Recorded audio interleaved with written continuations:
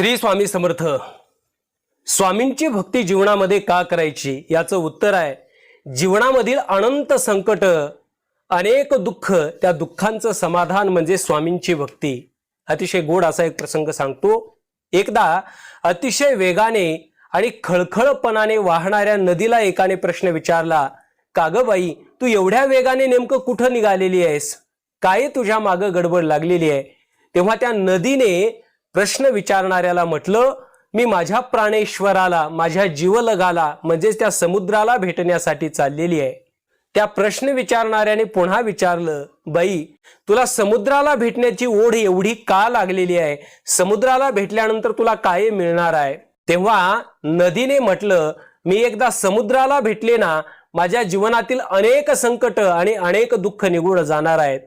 जोपर्यंत मी नदी आहे ना, तोपर्यंत माझ्या मार्गामध्ये अनेक